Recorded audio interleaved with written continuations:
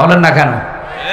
বিয়েতে যারা বরযাত্রী যায় 1000 বরযাত্রী নিয়েছে, মাত্র বর 5 জন। কয়জন? 5 জন বর গেলে বিয়ে হবে? আল্লাহ রাব্বুল আলামিন কোরআনে কারিমে এই আয়াতের সাপোর্টে আরো কিছু আয়াত আমরা দেখেছি তাফসীর ইবনে কাসিরে, ইন্না আনজালনাহু ফি লাইলাতিন মুবারাকা। অবশ্যই আমি আল্লাহ কোরআনে কারিমকে আপনার প্রতি নাযিল করেছি একটা বরকতময় রজনীতে। কি বরকত তৈরি করেছিলাম? আমি যে বললাম 1500 বছর আগে মাত্র কোরআনে কারিম নাযিল হওয়া, এর আগে হাজার হাজার কোটি কোটি বছর আগে দুনিয়া তৈরি, তখনও আল্লাহর কোরআন ছিল না? ছিল না? অবশ্যই ছিল। কোরআনে কারিম আমাদের এখানে ছিল না? ছিল লৌহে মাহফুজে। প্রথম রমজানে আমার আল্লাহ প্রথম আসমানে এটা নাযিল করেন। ওখান থেকে 27শে রমজান বলে আমরা যেটা জানি শবে কদরে, ইন্না আনজালনাহু ফি লাইলাতিল কদর। অবশ্যই কোরআনে কারিম আমি নাযিল করেছি লাইলাতুল কদরে। ওমা আদরাকা মা লাইলাতুল কদর। হে নবী আপনি জানেন এটা কি? লাইলাতুল কদরি খায়রুম মিন আলফি শাহর। এখানে আলেম আছে যেহেতু কামিল মাদ্রাসা, খেয়াল করেন, আল্লাহ আলফুন শাহরুন দেননি যে 1000 বছর, আল্লাহ দিয়েছেন আলফুন শাহরুন। 1000 বছর এটা নাই, দুইটাই যেহেতু অনির্দিষ্ট, এই জন্য এটা শুধু 1000 বছর হবে না, এটা হাজার হাজার বছর হবে। তাফসীরে মুফাসসির জানাতে চেয়েছেন হাজার হাজার বছরও পৃথিবীর মানুষের যে উপকার হয়নি, সৃষ্টি জগতের যে কল্যাণ হয়নি, কোরআন যেদিন নাযিল হয়েছে ওই দিন আমার আল্লাহ তামাম পৃথিবীর উপরে তার চাইতে বেশি কল্যাণ করেছেন। কি কল্যাণ দিলেন আল্লাহ? এত দামি একটা রাত বানিয়ে দিলেন যে হাজার হাজার হাজার হাজার মাসের চাইতেও এটা আল্লাহর কাছে উত্তম। কারণ শুধু একটাই, কোরআন দিয়ে আমার আল্লাহ শ্রমিকের মর্যাদা বৃদ্ধি করে দিয়েছেন, কোরআন দিয়ে নারীর মর্যাদা বৃদ্ধি করে দিয়েছেন। এত বেশি মর্যাদা আল্লাহ শ্রমিককে দিয়েছেন, বিশ্বনবী জানিয়েছেন আল কাসিবু হাবিবুল্লাহ। শ্রমিক যারা কাজ করে খায় এরা সাধারণ মানুষ থাকে না, এরা আল্লাহর বন্ধু হয়ে যায়। বাংলাদেশের নিয়মটা আলাদা। এদেশে যারা কাজ করে না, খালি মেরে খায়, এরা আল্লাহর বন্ধু। কে কথা বলে না কেন? 48,000-এর উপরে দরবার আছে এই দেশে। আপনি একটা দরবারের মানুষকে দেখান তো যে দরবারে মানুষ কাজ করে খায়? কোনো কাজ নেই, শুধু হাদিয়া তোফা আসবে বিভিন্ন মুরিদদের। সাতক্ষীরায় আমি এক পীর পেয়েছিলাম, ওনার 12,000 নাকি মুরিদ। প্রত্যেকবার বছরে 2 বার করে অনুষ্ঠান দেয়। বলেন তো, যদি 10 টাকা করেও এক একজন মুরিদ দিয়ে যায়, 12,000 মুরিদ বছরে 2 বার দিলে যা টাকা উঠবে, ওর জীবনে আর কিছু করা লাগবে ওই বছরে। 48,000 এটা যে সরকারি জরিপে বলছিলাম, বাইরে আরো বেশি আছে। আমি যেটা এখান থেকে আপনাদের জানাতে চাই, এই যে হাজারো দরবারগুলোতে কোনো কাজ কামের ব্যবস্থা নেই, খালি মানুষ বসে খাবে এই চিন্তা করে। অথচ মানুষকে আল্লাহ বানিয়েছে কঠোর পরিশ্রম করার জন্যে। লাকাদ খলাকনাল ইনসানা ফি কাবাদ। অবশ্যই আমি আল্লাহ মানুষকে বানিয়েছি কঠোর পরিশ্রমের মধ্য দিয়ে। বিজ্ঞান জানিয়েছে মায়ের জরায়ুতে যখন সন্তানটা পড়ে, তার মানে বাবার এই বীর্যটা 1 ফোঁটা যখন পড়ে, 1 ফোঁটা বীর্যের ভেতরে কমপক্ষে 40 লাখ আমির হামজা তৈরি হতে পারে। ওখান থেকে তারা প্রতিযোগিতা করে, দৌড় দিতে আরম্ভ করে। ফি করারিম মাকিন, যেটা মায়ের সুরক্ষিত জায়গা, ওই পর্যন্ত যেতে কত প্রতিযোগী শেষ পর্যন্ত পায়ের সাথে ধাক্কা লেগে হয়তো পড়ে যায়, মায়ের জরায় দেওয়ালের সাথে ধাক্কা লেগে পড়ে যায়। ওই পর্যন্ত পৌঁছায় হয়তো 1 জন 2 জন 3 জন 5 জন 7 জন 13 জন পর্যন্ত। বলেন তো, আমরা প্রত্যেকেই কিন্তু এই প্রতিযোগী ছিলাম। জীবনটা শুরু হয়েছে আমাদের কঠোর পরিশ্রম দিয়ে। মায়ের জরাও পর্যন্ত কেউ যেতে পারে না। আমার বোন, আমার ভাই যারা আমার সাথে ছিল সব পেছনে পড়ি মারা গেছে। আমি হামজা একা ওই ফি করারিম মাকিন সুরক্ষিত এই জায়গা পর্যন্ত আল্লাহ আমারে পৌঁছিয়ে দিয়েছে। ওখান থেকে শুরু করে 40 দিন, এরপরে 40 দিন, এরপরে 40 দিন, এভাবে 6 মাস পর্যন্ত একটা মানুষের ভেতরে ক্ষুধা আসে না। 6 মাসের পরে যখন ক্ষুধার উদ্রেক দেখা দেয়, রব্বুল আলামিন মায়ের মাসিক অসুখ বন্ধ করে তখন নাভির সাথে তার যোগ করে দেয়। এই যে আস্তে আস্তে আপনাকে কত স্ট্রাগল, কত কঠোর পরিশ্রমের মাধ্যমে উপরে তুলতেছে। এরপরে যখন পৃথিবীতে আপনি আসেন, এরকম একটা চাপ খেয়ে আসা লাগে। যারা নর্মাল ডেলিভারিতে আসে, এমন একটা চাপ দেওয়া হয় মায়ের জরায়ুতে। কান, মুখ, নাক যা আছে বিভিন্ন জায়গা দিয়ে কিন্তু বদ রক্ত বের হয়ে চলে যায়। বিজ্ঞান এখন জানিয়েছে এই তথ্যটার উপরে ভিত্তি করে কষ্ট মাপার একটা পরিমাপ আছে, যন্ত্র আছে। এই যে বিশাল প্যান্ডেল দেখতে পাচ্ছেন, যদি আজকের সভাপতিকে বলা হয় এটা আপনি একটু মাপ দিয়ে দেন তো, উনি এটা দাড়ি পাল্লায় তুলে দেবে। হ্যাঁ, এটা মাপ দেওয়ার একটা যন্ত্র আছে না? ফিতা দিয়ে মাপবে, গজ দিয়ে মাপবে। এই যে জ্বর যদি হয় আমার শরীরে, এটা মাপার জন্য একটা আলাদা যন্ত্র আছে না? কি কথা বলে না কেন? কি নাম কি? থার্মোমিটার। দুনিয়াতে প্রতিটি জিনিস পরিমাপ করার জন্য আলাদা আলাদা যন্ত্র আমরা জানি আছে। গতবার গাবতলী থেকে আসার সময় এই মাহফিলে আমি বের হয়েছিলাম, ওখান থেকে 9টা থেকে এই জায়গায় এসে 10টায় উঠবো। কিন্তু ওসি সাহেব আমার এমন তাড়া দিয়েছে, এক তাড়ায় প্রায় 1.5 কিলোমিটার শুধু দৌড়িয়েছি, তা মাঠের ভেতরে। এই আগস্টের 5 তারিখের পরে ওই ওসি সিরাজগঞ্জ গোল চত্বরে দেখা করছে রাত 2টার সময়। আমি চা খাচ্ছি বসে, আমি, আব্দুল বারী রশিদি ভাই, এরপর হোসাইন আহমেদ, মাহফুজ, আরো 2 জন ছিল। এসে বলছো হুজুর মাফ করে দিন। কে ভাই আপনি?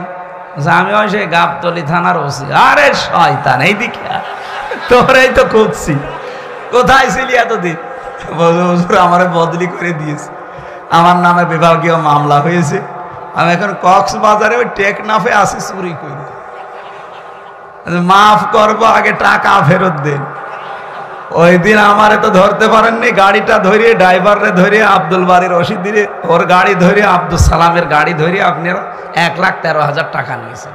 ওই টাকাগুলো ফেরত দেবেন, এরপরে আপনার মাফ হবে। হুজুর টাকা নেই, মাফ কিসের?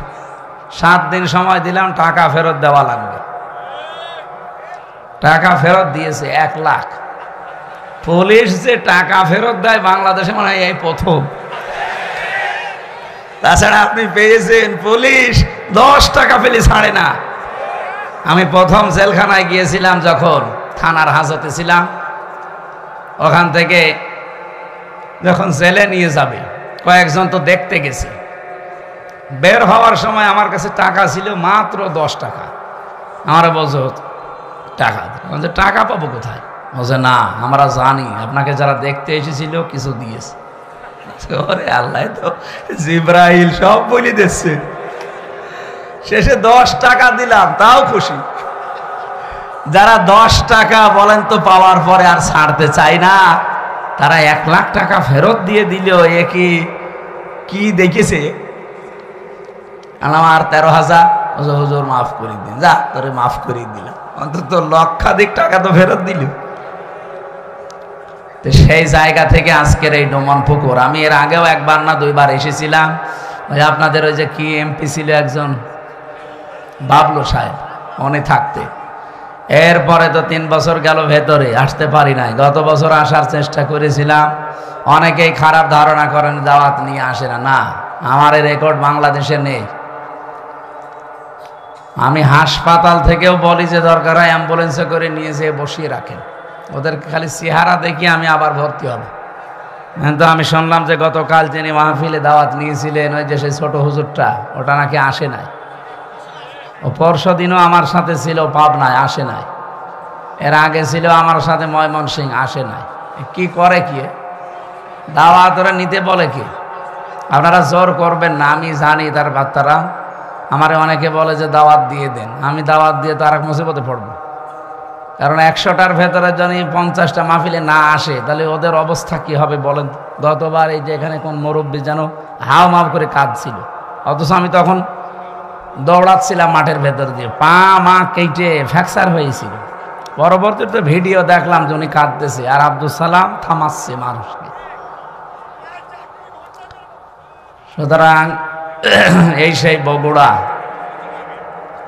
আমি সেই দিন থেকেই নিয়ত করেছিলাম যদি সময় পাল্টাইতে বাংলাদেশে এই মাহফিল দিয়ে শুরু হবে। যারা আজকে এই মাহফিল শেষ, আগামীকাল থেকে যেহেতু রমজান, প্রিন্সিপাল সাহেব আমার বাসায় জেল থেকে বের হয়ে প্রায় 2 বার গেছে। প্রিন্সিপাল সাহেব একজন কামিল মাদ্রাসার প্রিন্সিপাল, বোঝেন আপনি, আমার বাবারও বড়। ওনার আমি সম্মান ওইভাবে হয়তো দিতে পারি নাই, তারপরেও 2 বার এখান থেকে সেই কুষ্টিয়ায় আসতে যেতে লাগে প্রায় 8-9 ঘন্টা। এই সময় ব্যয় করে উনি আপনাদের দেখানোর জন্যে যে এবার আশা করি আর কেউ বাধা দিতে পারবে না। আর এখন বাধা দেওয়ার কেউ নেই। বাধা দিলে আমি আদেশ দিয়ে দিলাম, স্বরাষ্ট্রমন্ত্রীর ওই আদেশ মেরে ফেলবে। কারণ ওটা একটা ক্যান্সার। ওটা কি? ও ক্যান্সার বাঁচিয়ে রাখলে তো শরীর নষ্ট হয়ে যাবে। কোরআনের জন্য এই দেশটা টিকে আছে। আপনি কি টের পাচ্ছেন? এই দেশটা কোরআনের জন্য টিকে আছে, আর এখানে কোরআন থাকবে। 96% মুসলমান আমরা এই দেশে।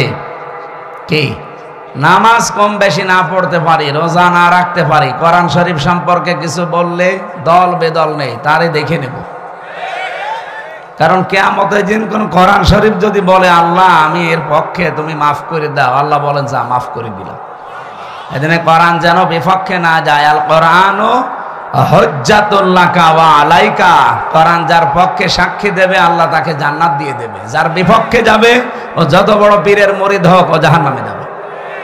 এই জন্য আব্দুল বারী রশিদি সাহেবের উপরে, আব্দুল সালামের উপরে যাদের রাগ, মন খারাপ, ভুল বোঝেন না, এটা আমাদের কোনো দোষ নেই। কোরআন শরীফ আমি মাথায় নিয়ে বলতে পারি। আমি 100 চেষ্টা করেছিলাম। ওখানে আমি 8টা থেকে 9টা 1 ঘন্টা কথা বলেছি গাবতলীতে, ওটা ঠিক মতো হয়ে গেল। সেই দিনে মনে হয় প্রধান অতিথি ওখানকার আওয়ামী লীগের একজন সভাপতি নাকি যেন উনি ছিল। ওর পরে এখানের একজন ভিপি ছিল প্রধান অতিথিকে আমি জানি না, শাহিন নাকি না, হ্যাঁ, ওনারে আমি কল দিয়েছিলাম ওই দৌড়াতে। উনি বলছে হুজুর আপনি আসলে আমি তুলতে পারবো না। তাই আপনি যদি না পারেন আমি যাবো কোথায়? শেষে সিএনজি দিয়ে, মোটরসাইকেল দিয়ে কোথা থেকে সিরাজগঞ্জ পর্যন্ত পালিয়ে। এইভাবে হয়। আর আপনারা রাগ করেন যে উনি আসলো না। আমি আসবো কি করে? আমার তো আসতে দেয়নি। এই জন্যে এখন বলছে আসেন, এই মাইক দিয়ে দিলাম, এখন মাইক কেড়ে নেন। কোন মায়ের দুধ খেয়েছেন আমি দেখবো, আসেন। মাইক ছেড়ে দিলাম, কেড়ে নিন।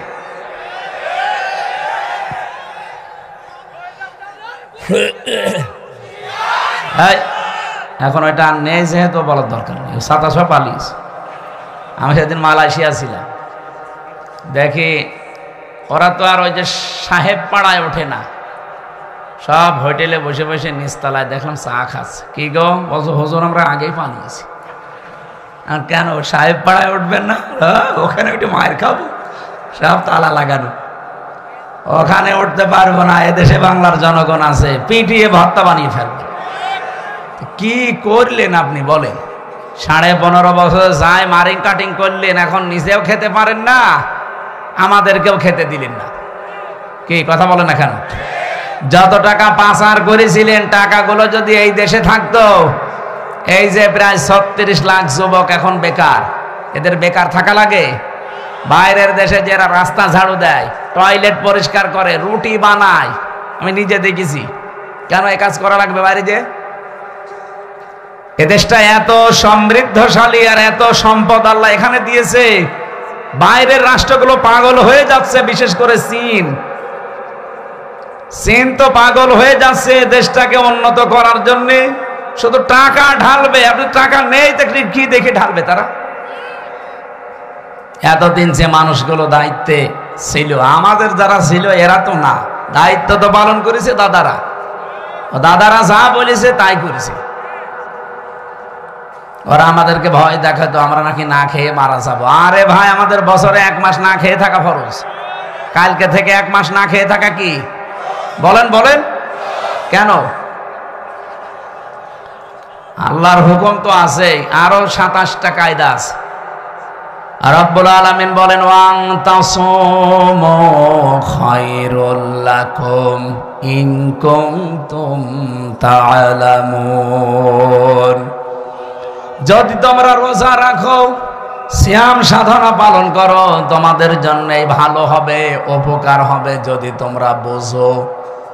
আয়াতটা নিয়ে চিন্তা ভাবনা করলাম, না খেয়ে থাকার ভেতর আবার উপকার কি? কষ্ট হইতো কি? না খেয়ে থাকার ভেতরে তো কষ্ট, উপকার কিসের?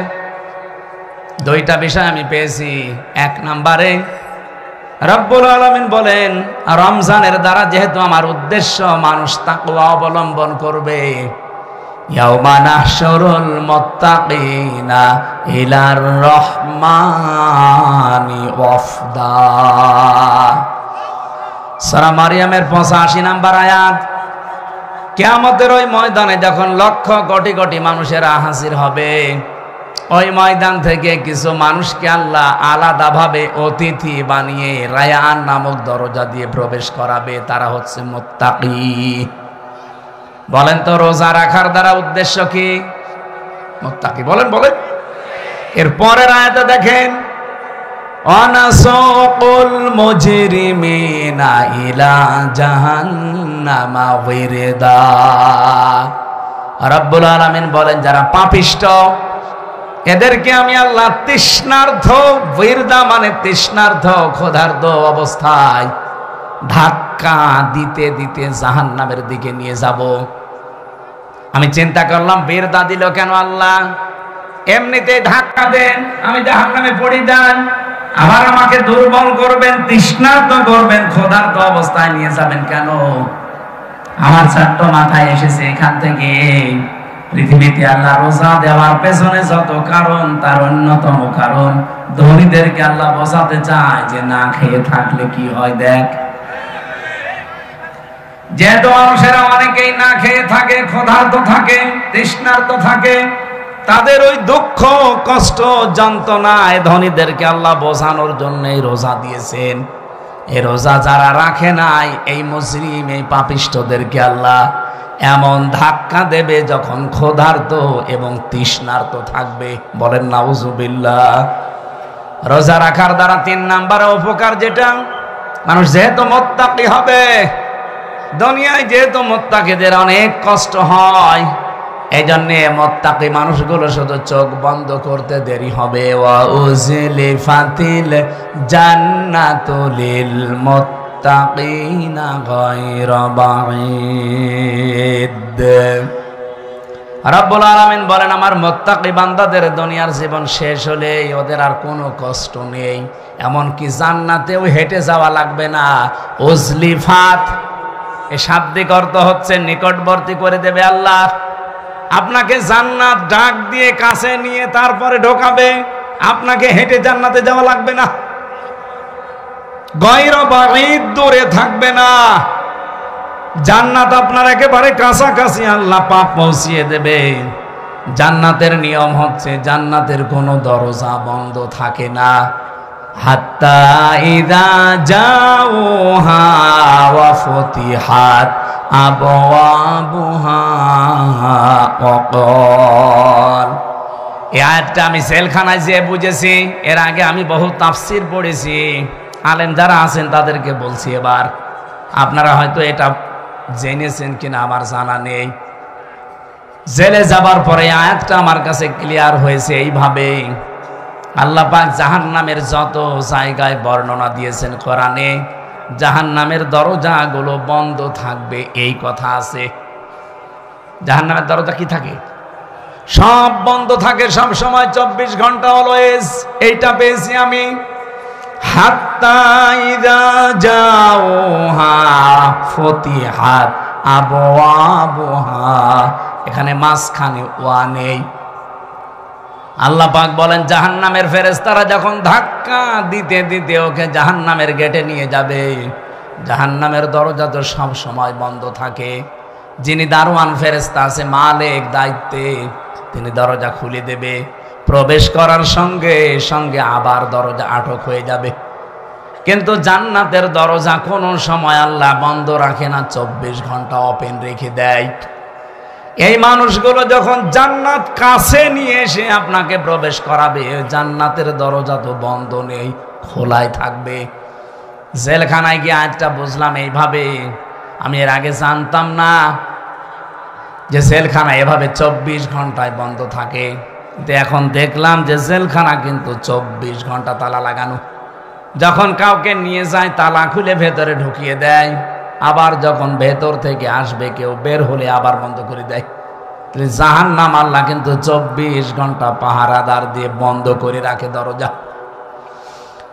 জান্নাতি মুত্তাকি বান্দাদের যে বর্ণনা বলছিলাম, এদের যেন কষ্ট না হয়, এজন্য জান্নাত কোনো দূরে থাকবে না, একেবারে কাছাকাছি নিয়ে এসে দেবে আল্লাহ। 27টা উপকারের কথা আমি তাফসিরে মাযহারিতে পড়েছি। আমি আলেমদেরকে বলছি নোট করে আপনি নিজে মানুষকে শোনাবেন। 1 নম্বরে উপকার হচ্ছে, মাত্র 2017 সালে এটা আবিষ্কার হয়েছে, অটোফেজি। নাম শোনেননি? যেই বিজ্ঞানী এটা আবিষ্কার করেছে ইউশোনারি ওসামি, এর বাড়ি জাপানে। চিকিৎসা বিজ্ঞানের উপরে গবেষণা চালিয়ে লোকটা নোবেল পর্যন্ত পেয়েছে, নোবেল পুরস্কার। 2017 সালে মানে চিন্তা ভাবনা করেছে মানুষের এই শরীর নিয়ে। পুরা বডির ভেতরে 2 কোটির উপরে কোষ তিনি পেয়েছেন। কত কোষ পেয়েছেন? 2 কোটি। কিন্তু এই 11-12 মাসে একাধারে মানুষ যখন খাবার খেতেই থাকে, তখন ওই পাশাপাশি কিছু কোষ তৈরি হয়।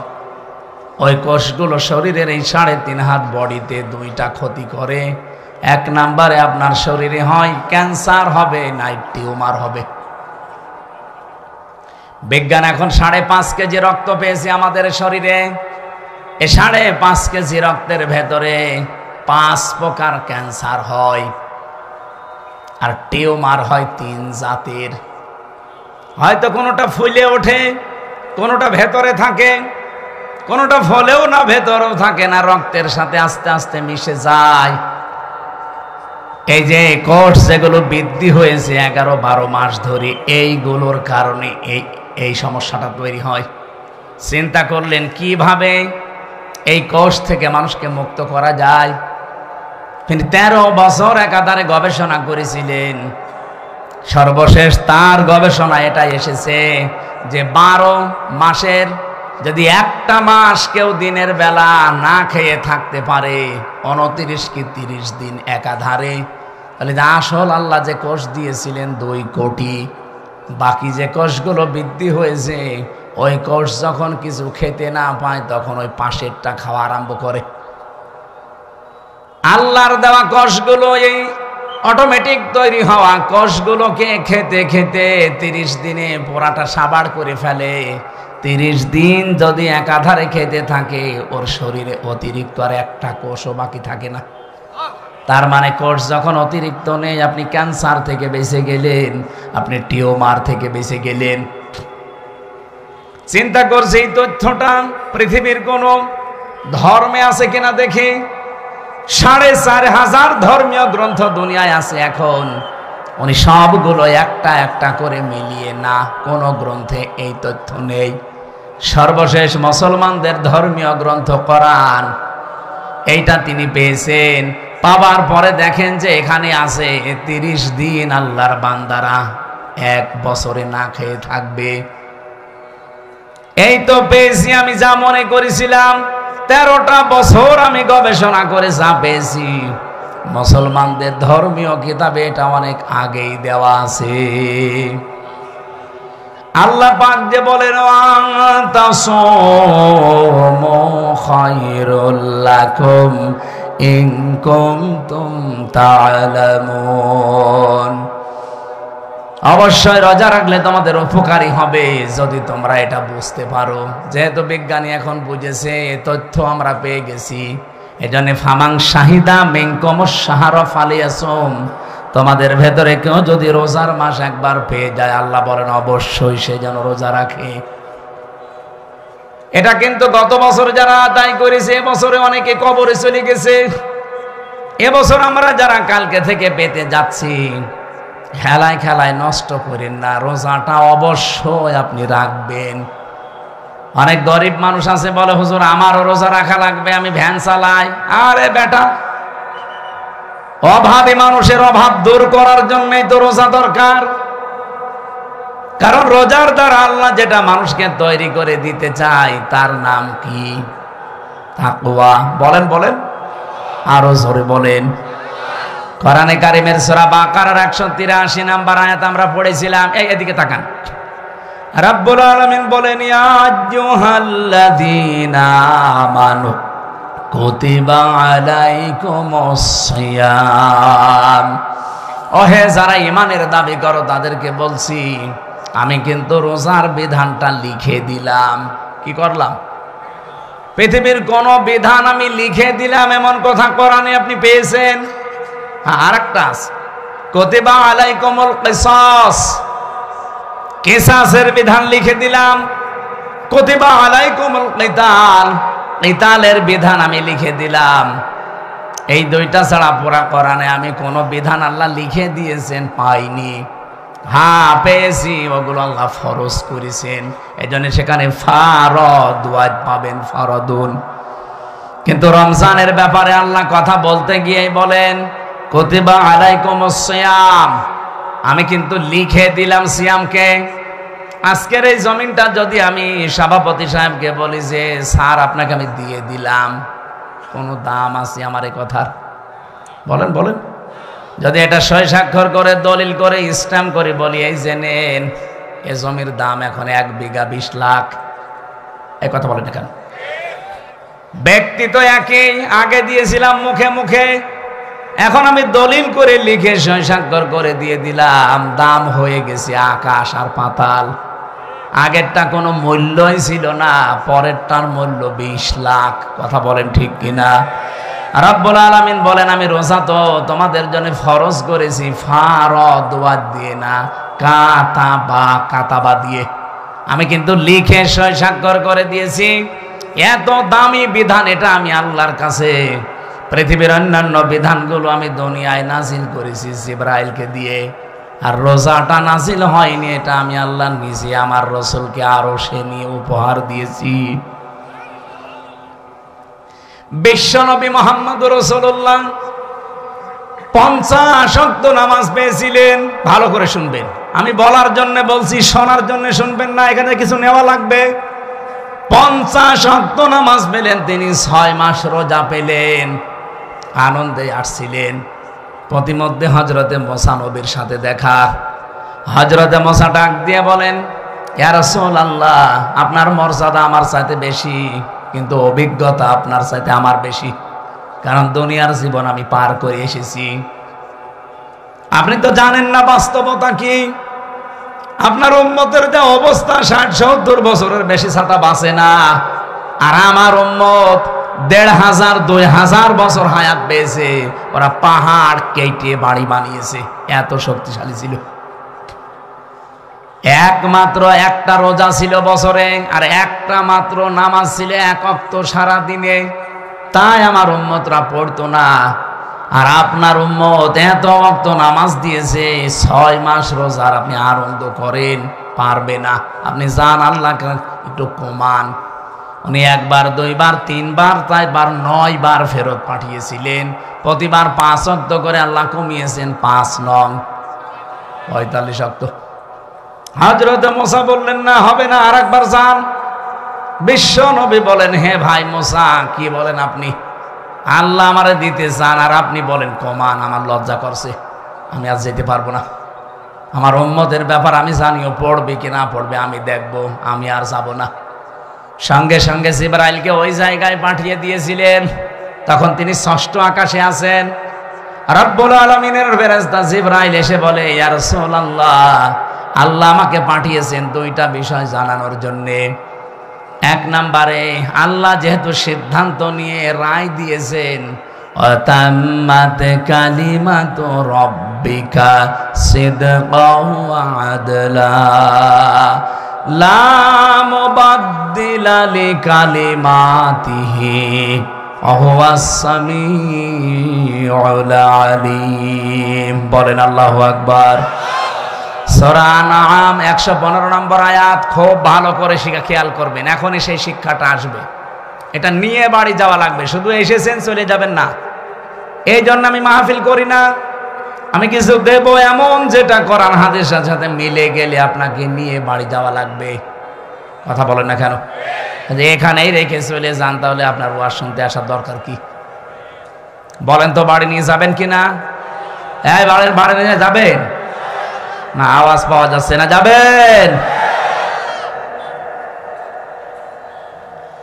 রব্বুল আলামিন এক নম্বরে বলেন, আমার কোরআনে যত তথ্য আছে সব সত্য। 2 নম্বরে, যত তথ্য আছে সব ইনসাফপূর্ণ। 3 নম্বরে, আমার কথা কোনোদিন রদবদল হবে না, পরিবর্তন হবে না।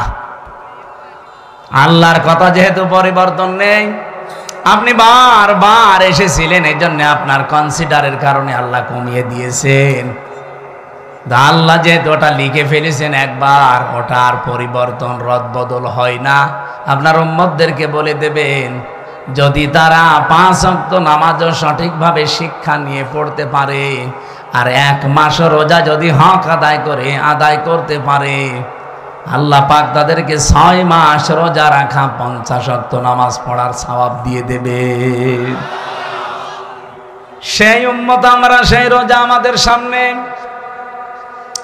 বগুড়াবাসী, এখান থেকে 3 নাম্বার যে কায়দাটা, লা মুবাদদিলা লিকালিমাতি, যেটা জিবরাইল আলাদা ভাবে শুনিয়েছেন, হে নবী, আপনার শুধু কনসিডারের কারণে আল্লাহ কিন্তু কমিয়েছে, কিন্তু সওয়াব কমাবে না।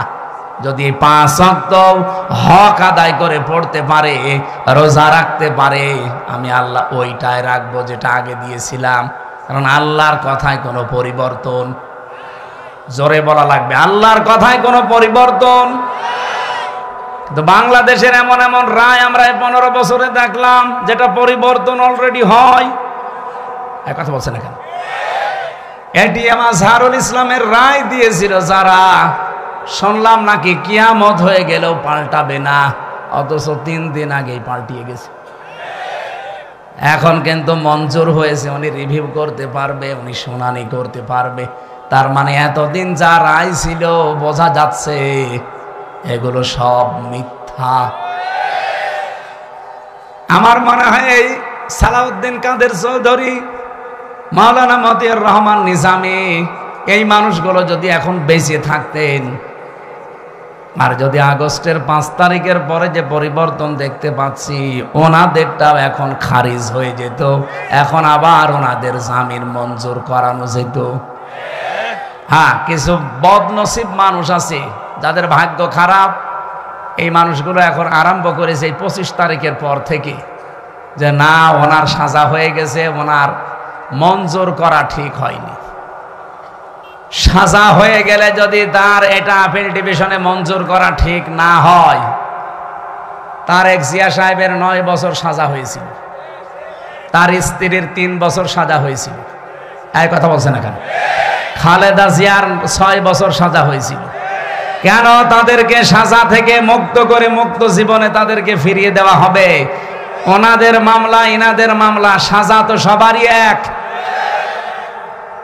আপনি কেন পক্ষপাতিত্ব করেন? এই কথা যদি কেউ বলে, আল্লাহর অভিশাপ তার উপরে, তার বিবেক বুদ্ধি সব মারা গেছে। সালাউদ্দিন কাদের চৌধুরী চট্টগ্রামের, উনি বেঁচে থাকলে এখন মুক্ত জীবনে ফিরে আসতে পারতেন। আমার যতটুকু বাস্তবতায় ধারণা, হাসিনার আমলে 15.5 বছরে যারাই মিথ্যা মামলা, মিথ্যা সাক্ষীর কারণে জীবন নষ্ট হয়েছে, কোনো বিচার লাগবে না, কোনো রায় লাগবে না, সব ছেড়ে দেওয়া লাগবে। কিসের বিচার? ও তো সব বানিয়ে বিচার করেছিল। নয়তো খালেদা জিয়ার নামে যে মামলা দিয়েছে, আপনি বলেন তো, এতিমের টাকা আত্মসাৎ করা মামলা, এই টাকা আরো 6 ডবল বৃদ্ধি হয়েছে, তারও তো আরো নোবেল দেওয়া দরকার, আর তারে আরো 6 বছর জেলে দিয়েছে। এগুলো কেন দিয়েছে? এক কাপড়ে তারে বাড়ি থেকে বের করে তারে 6 বছর জেলে, এমনকি এই কঠিন অবস্থায় তারে ফেলে রাখা ট্রাক দিয়ে বাড়ির সামনে, সবগুলো হাসিনার শুধু রাগের বহিঃপ্রকাশ। ও কিন্তু অলরেডি বলেও ফেলেছে যে আমি ওই বাড়ি থেকে খালেদাকে তাড়িয়ে দেব, একবার নিয়ত করেছিলাম, সেই নিয়ত উনি দেখালো। ম্যাডাম ওই দিন এক কাপড়ে বের হয়ে যে কান্নাকাটি করেছিল, তামাম দুনিয়া কেঁদেছে তার কান্না দেখে। অথচ এখনো পর্যন্ত অনেক মানুষ বলছে না, ওগুলো সব ভুলে গেছি, বাবা শাহজালাল সব হালাল। হালাল করবেন? হালাল করে কি হয়েছে ইতিহাসে? 54 বছরের দিকে তাকান, কি হয়েছে আপনি টের পাচ্ছেন? 75 সাল থেকে শুরু করে আপনি তাকান, যাদেরকে এভাবে হালাল করেছেন তারা কি বাঁশটা দিয়েছে। বাঁশ দেওয়ার সময় তো একটু চেঁচে চুলে দেয়, তাও দেয়নি, পুরাটাই দিয়েছে। এখন যদি আবার সব হালাল করে নেন, এমন বাঁশ দেবে না জীবনে বাপ বলার সময় পাবেন না। সুতরাং আল্লাহ যখন অলরেডি একটু সময় করে দিয়েছে, একটু দেখার চেষ্টা করেন বাংলাদেশে আল্লাহর বিধানটা কায়েম হলে কেমন দেখা যায়। সবই তো দেখলাম, কিছুই তো হয়নি। দল মত নির্বিশেষে এটা করা দরকার না? 50 ওয়াক্ত নামাজ দিয়েছিল, 50 ওয়াক্ত নামাজ শুধু পড়ার জন্য আল্লাহ দেয়নি, বলেছিল নামাজ কায়েম করবা। এখানে পড়া কোরআন শরীফের ভেতরে এক জায়গায় আছে মাত্র নামাজ পড়ার কথা। কয় জায়গায়? কোন জায়গায়?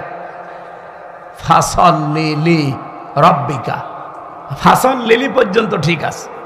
বাংলাদেশে বহু মানুষ নামাজ পড়ে, কি করে?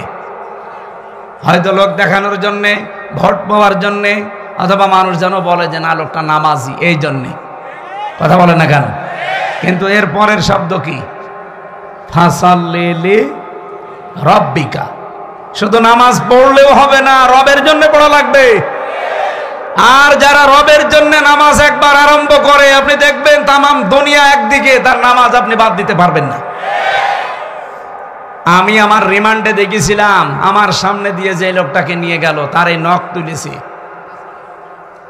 বলছিল যে হামজা ভাই, আমাকেও নিয়ে গিয়েছিল ওই মেশিনগুলো দেখাতে, আমার তোলেনি কিন্তু নিয়েছি।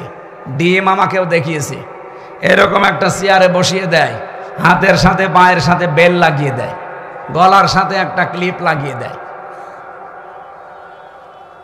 মাথায় একটা কালো কাপড় দিয়ে একটা শর্ট একটা সুইচ টিপ দেয়, এক টিপে 120 বার ঘুরে। আপনি টের পাচ্ছেন 120 বার 1 মিনিটে? 1 সেকেন্ডে কয়বার হয় চিন্তা করতে পারেন? আপনি ঘুরে দেখান তো। এতটুকু যদি ছেড়ে দেয় যে ভাই যা তোরে আমি একবারে 2-4 বার একটু শর্ট দিলাম, চলে যা, না, এবার এমন একটা মেশিন নিয়ে আসে, এই হাতের সাথে পায়ের সাথে একেবারে খাপ খাওয়ানো, শুধু আপনার এখানে ধরবে, একবার টিপ দেবে, সব নখগুলো খুলে চলে যাবে। আর নখ খুলে গেলেই ফিনকি দিয়ে রক্ত বের হয়। আপনি নখ খুলে দেখেন কি রক্ত বের হয়। রক্ত যেই ফিনকি দিয়ে বের হবে, তখন পাতলা মিহি যে লবণ, ওটা ছিটিয়ে দেয়। বলতেই যদি আমার এমন লাগে, আমি নিজে ফেস করে আসলাম, কত বড় কঠিন ছিল বলেন তো। আপনি তো নিজেকে কোনোদিন আয়না ঘরের সামনে দাঁড় করান যে ব্যারিস্টার আরমান 8 বছর ছিল ওই ঘরটায়, এদিকে 3.5 হাত, এদিকে 1.5 হাত, সামনে টয়লেট দেওয়া, যার কোনো দরজা নেই, কোনো দেওয়াল নেই, ওদের সামনে বসে টয়লেট করা লাগবে। আমি নিজে করেছি।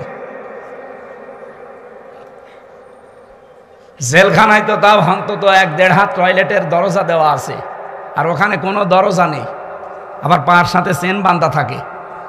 আপনি কতক্ষণ থাকতে পারবেন এইভাবে? 2 দিন, 5 দিন, 7 দিন। ওইটা লোক 8 বছর কাটিয়েছে, 10 বছর কাটিয়েছে আমান আজমি ভাই।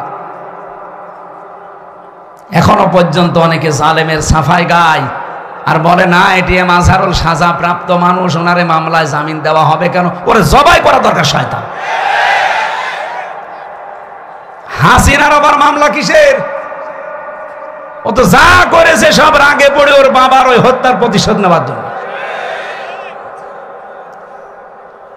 ওর বাবার নাম শুনলে আজ পর্যন্ত কোন মানুষ এ কথা বলেছে যে শহীদ বঙ্গবন্ধু?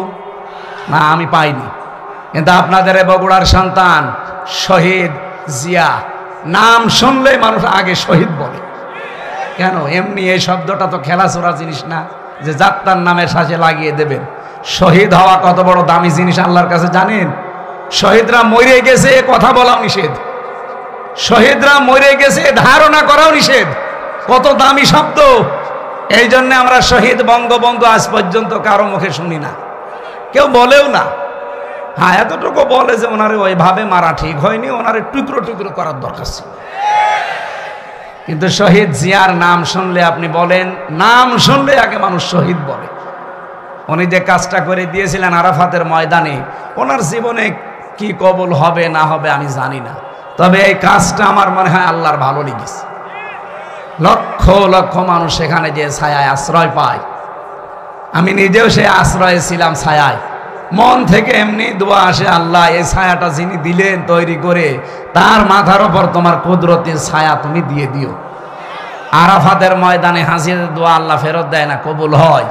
লক্ষ লক্ষ হাজিরা এই দোয়া করে শুধু এই নিম গাছের জন্য, কবুল হবে না? আমিও মন থেকে লোকটার জন্য শ্রদ্ধা এবং সম্মান নিয়ে দোয়া করি, আল্লাহ যেন শহীদ জিয়াকে শহীদ হিসাবে কবুল করেন এবং তাকে যেন মাফ করে দেন। বলেন আমিন। এই জিয়া পরিবারটা আপনারা জানেন একটা মাজলুম পরিবার। তার একটা ছেলেকে মেরে ফেলেছে, বউটাকে জেলে রেখেছিল, একটা ছেলে তো বাইরে। কত বড় কঠিন পরিস্থিতি পার করলো। অথচ এই দলের ভেতরে এখন বাম আর রাম দুই গ্রুপ হয়ে একটা অলরেডি দাদা বাবুদের সাথে বাবা শাহজালাল সব হালাল করার চেষ্টায় আছে। আর একটা গ্রুপ যেটা ডানপন্থীরা এত কঠোর, কোন ভারত না কোন পাকিস্তান না, এই দেশ চলবে আমাদের নিজেদের ভোটে। আর আমরা এইটা চাই। এদেশের মাতব্বরি কোনো ভারত না, কোনো চীন না, কোনো পাকিস্তান না, কোনো সৌদি আরব না, এখানে চলবে আমাদের মন মতো। যেহেতু ৯৬% মুসলমান এখানে আমরা বাস করি, আমরা আল্লাহর গোলাম পরিচয় দেই, সুতরাং আমরা আল্লাহর বিধান এখানে চাই। এ ব্যাপারে কারো যদি দ্বিমত থাকে হাত তোলেন, তোলেন। নিরপরাধ কোন মানুষকে এই 15.5 বছরে যাই করেছেন, নিরপরাধ কোন মানুষকে আমরা আর নিরপরাধ কোন মানুষকে 1 সেকেন্ডও জেলে রাখতে চাই না। এই জন্য 15.5 বছরে যারা মিথ্যা মামলার আসামি, যারা মিথ্যা সাক্ষীর জন্য জীবনটা শেষ করে দিল, আমরা চাই কোনো বিচার করার দরকার নেই। আইন মন্ত্রণালয়ের যিনি দায়িত্বে আছেন, আপনি ঢাকা ভার্সিটির একজন শ্রদ্ধাভাজন স্যার, আপনার সম্পর্কে অনেক কিছু তথ্য এখন সামনে আসছে। আশা করছি সাপ তুলতে যে কি কেঁচো খুঁড়তে যে আবার সাপ বেরিয়ে যেন না আসে। এটা আমার সামনে শুধু এই 10,000 20,000 মানুষ না, এখন 18 কোটি মানুষ আমার সামনে, এটা রেকর্ড হচ্ছে, সারা দুনিয়া চলছে। সবার পক্ষ থেকে আমি আহ্বান জানাচ্ছি আমার ইমানের দাবি থেকে, এটিএম আজহারুল ইসলামকে নিঃশর্তে মুক্তি দিয়ে তার কাছে ক্ষমা চাওয়া হোক। এই কথা বলেন না কেন? এই বৈধ দাবিতে আপনারা নেই? কারা আছেন দেখি তো ভাই? লিল্লাহে তাকবীর। দেখেন তো হাত তোলেনি কে?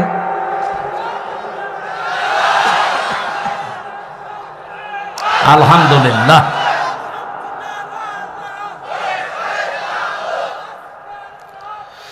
আমার ভাইরা,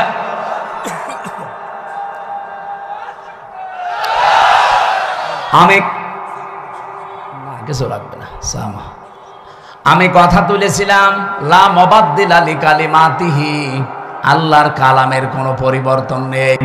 বাংলাদেশের কালামগুলো যে পরিবর্তন এখন হয়ে গেল, এটার দ্বারা আজ আন্তর্জাতিক যে বিচার ব্যবস্থা আছে কি কি পরিগণিত হচ্ছে এই দেশটা আপনি বলেন। সারা বিশ্ব থেকে দেখেন ধিক্কার আসবে যে এই যে বানানো বিচার ব্যবস্থা, ট্রাইব্যুনাল, সবগুলো একজনের আদেশে চলেছে, আর ওনাকে আদেশ দিয়েছে ওনার দাদারা। কথা বলেন না কেন? কি মান থাকলো দেশের, আমাদের দেশটা ডুবিয়ে ফেলেছে একেবারে। সারা দুনিয়া থেকে এখন কিন্তু কথা অলরেডি আসতেছে যে তাহলে এটিএম আজহারুল ইসলামকে যদি সত্যি এখন রিভিউ মঞ্জুর করে, তাহলে এর আগের গুলো ওই রকমই ছিল। এটা তো সব দেখছি বানানোই ছিল। ট্রাইব্যুনালও বানানো, বিচারপতিও বানানো, সাক্ষীও বানানো, প্রসিকিউটর বানানো। এই কথা বলছেন এখন যিনি বাদী মামলার, তিনিও বানানো। কারণ যাদেরকে সাক্ষী দেওয়ার জন্য নিয়েছে, শুনলাম নাকি একজন সাক্ষীর বয়স, উনি জন্মই নিয়েছে 1974 সালে আর সাক্ষী দিয়েছে 1971 সালে।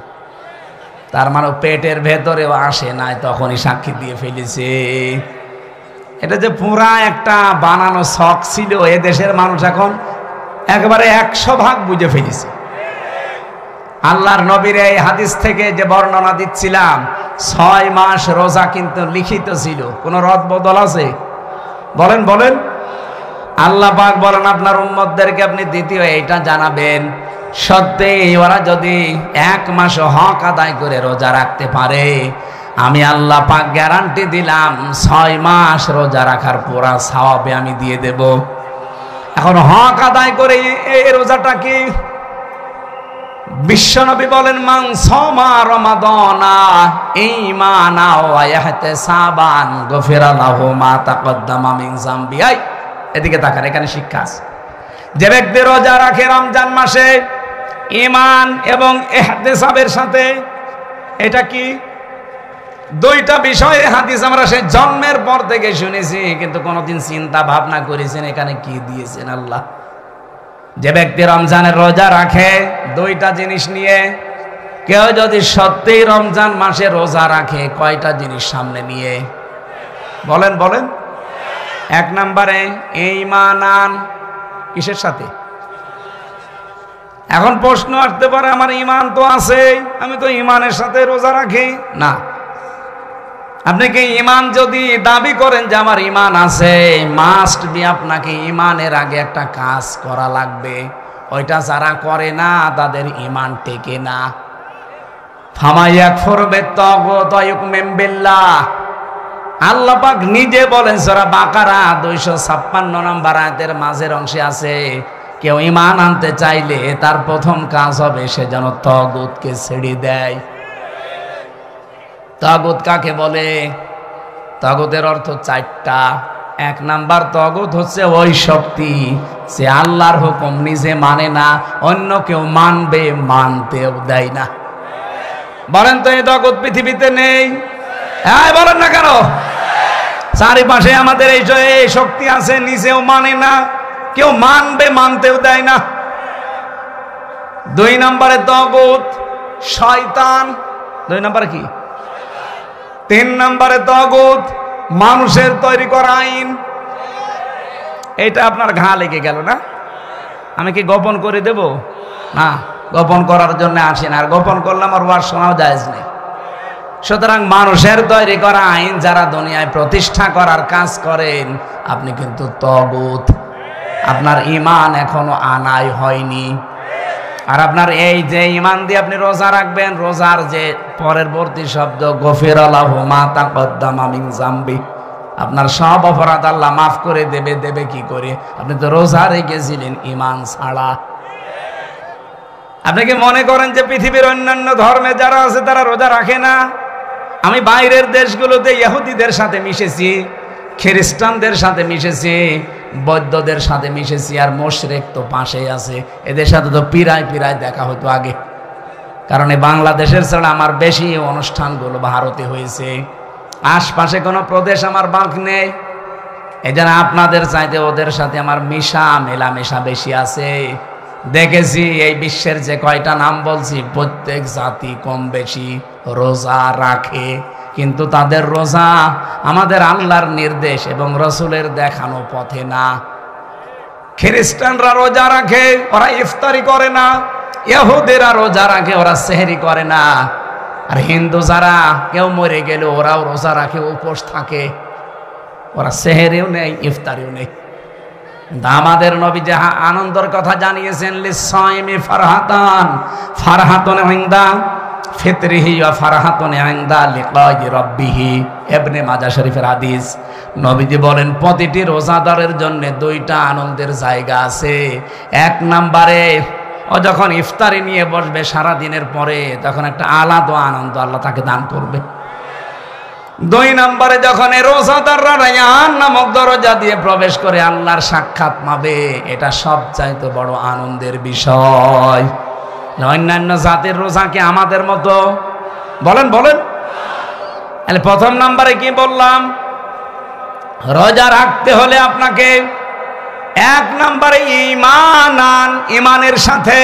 আর ঈমান আনতে হলে আগে আপনাকে তাগুত ছাড়া লাগবে। যারা আল্লাহর বিধান মানে না, মানতে দেয় না, এটা মাইনাস, শয়তান মাইনাস। এখন যদি বলেন শয়তান পাবো কোথায়? আছে, শয়তান নেই? যারা অহংকার করে তারা শয়তান, যারা অপচয় করে তারা শয়তান, যারা যৌনতা ছড়ায় তারা শয়তান। এরকম সৃষ্টিতে নেই। আসতে বলেন কেন নেই? শয়তান খোঁজা লাগে। শয়তান তো তারা যারা অহংকার করে, শয়তান তারা যারা অপচয় করে, শয়তান তারা যারা নিজেদেরকে যৌন অঙ্গ যেগুলো গোপন রাখা দরকার এগুলো মানুষকে দেখায়। শয়তান খোঁজার জন্য আমেরিকায় যাওয়া লাগবে। এ বগুড়াতেও শয়তান আছে না? এইগুলো থেকে মুক্ত হবে। তিন নম্বরে মানুষের তৈরি করা আইন যারা কায়েম করতে চায় এরা শয়তান। এই তাগুতের সাথে যারা আছেন তাদের রোজা হচ্ছে না। এগুলো ছেড়ে দিয়ে রোজা রাখেন, ঈমান হইল। দুই নম্বরে ইহতিসাবান। ইহতিসাব মানে এটা হিসাব থেকে এসেছে। আপনাকে একেবারে পঙ্খানো হিসাব নিকাশ করে করে সামনের জীবন আপনি চালাবেন। কি দিয়ে? অল ফুরকান। কোরআনের 55টা নাম আছে, তার একটা নাম হচ্ছে ফুরকান। নাম কি? সত্য মিথ্যা পার্থক্য করে বাকি জীবন আপনাকে চালানো লাগবে। আমি বলেছিলাম না আজকে একটা ফরজ জানাবো, আর সব ফরজের বড় ফরজ জানাবো। ফরজ হচ্ছে রমজানের রোজা, আর সব ফরজের বড় ফরজ হচ্ছে কোরআন দিয়ে হক আর বাতিল পার্থক্য করে বাকি জীবন চালানো। এই ফরজটা মানা যাবে না, এইটা এখন দরকার। রমজান আসবে, চলেও যাবে 30 দিন পর, কিন্তু আপনি যদি হক আর বাতিল পার্থক্য করে কোরআন দিয়ে জীবন চালাতে না পারেন, আপনার বড় ফরজ আদায় হয়নি, কিয়ামতে ধরা খাবেন। আল্লাহ তাআলা এগুলো এমনি দেয়নি আপনাকে।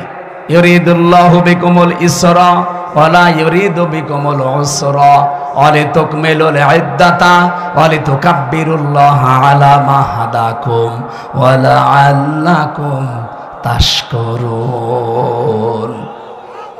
ইয়াদের ব্যাখ্যায় আমি পড়েছি রোজা রাখাই লাগবে, মাস্ট বি। আর হক আর বাতিল পার্থক্য করে কোরআন দিয়ে সামনের জীবন চালানোই লাগবে। তাছাড়া রোজার কোনো উপকার আপনি পাবেন? বলেন। রোজাদারের জন্য অন্যতম উপকার হচ্ছে আমাইয়াত্তাকিল্লাহা ইয়াজআল লাহু মাখরাজা। রব্বুল আলামিন বলেন যদি রোজা রাখার দ্বারা মানুষ তাকওয়া অবলম্বন করে, এমন জায়গা থেকে আমি আল্লাহ তার রিস্কের ব্যবস্থা করি যার ধারণাও সে কোনোদিন করে নাই। আমি এরকম প্রায় 33টা বিষয় পেয়েছি আয়াতের। যারা রোজা রাখার দ্বারা তাকওয়া অবলম্বন করবে তাদের তো 27টা উপকার হবে দুনিয়া আখেরাত মিলে। আর 33টার ভেতরে 1 নম্বরে হচ্ছে এমন জায়গা থেকে আল্লাহ তাকে বিপদে পড়লে সাহায্য পাঠাবে, ওর ধারণাও ছিল না যে এই জায়গা থেকে সাহায্য আসতে পারে। 1 নম্বরে পেয়েছি হযরত ইউসুফ আলাইহিস সালামের নাম। এটা সূরা ইউসুফে 12 নম্বর পারা 17 নম্বর পৃষ্ঠার 1 নম্বর লাইনের 23 নম্বর আয়াতে পাবেন।